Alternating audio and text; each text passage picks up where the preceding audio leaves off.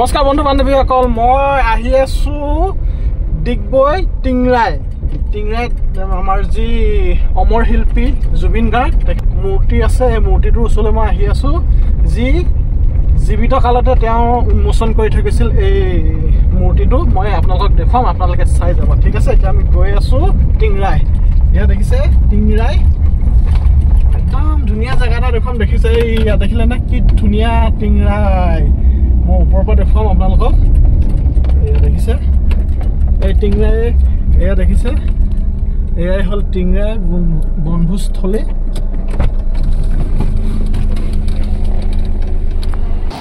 এয়া দেখিছে টিংৰাই নাজিৰা ঘাট, কিমান ধুনীয়া নদীখন কেনেকৈ বৈ আহিছে দেখিলে। এয়া আৰু মই আপোনালোকক লৈ যাম জুবিন গাৰ্গৰ যি মূৰ্তি আছে, মূৰ্তিৰ ওচৰলৈ লৈ যাম। আৰু এই নদীখন চাওকচোন কিমান ধুনীয়া, কিমান এটা ধুনীয়া পৰিৱেশ। মাই গড, গৈ আছোঁ নাজিৰা ঘাট। এয়া পামগৈ আৰু বেছি টাইম নাই। নাজিৰা ঘাটত পাই মই আপোনালোকক দেখুৱাম জুবিন গাৰ্গৰ মূৰ্তি।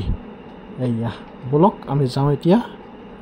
তুমি চুলে যে বসন্ত, ধুমুহাও যে প্ৰশান্ত, তোমাৰ মাজতে দিগন্ত সৃষ্টি অপৰূপ অনন্ত। জুবিন গাৰ্গ অসম গৌৰৱ অসমীয়া হিয়াৰ আমঠু।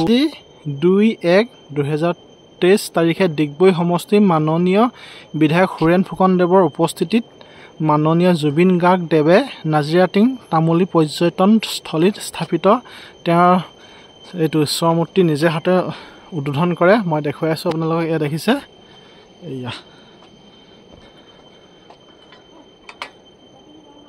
এয়া দেখিছে, মই আপোনালোকক দেখুৱাইছোঁ যি জীৱিত কালতে তেওঁ নিজেই নিজৰ হাতেই নিজৰ মূৰ্তি উন্মোচন কৰি থৈ গৈছিল। এয়া দেখিছে ডিগবৈ সমষ্টি নাজিৰাটিং। এয়া দেখিছে, মই আপোনালোকক দেখুৱাই আছোঁ। এয়া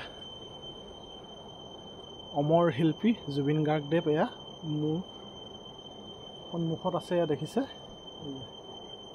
আপোনালোকেও আহিব, আহিলে চাই যাব।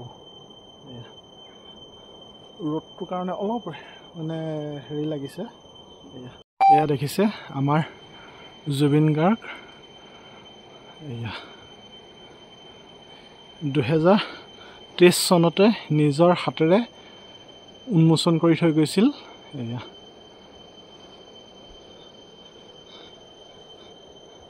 ডিগবৈ সমষ্টি নাজিৰাটিঙত আছে আপোনাৰ এই মূৰ্তি। আহিব, আপোনালোকেও চাই যাবহি।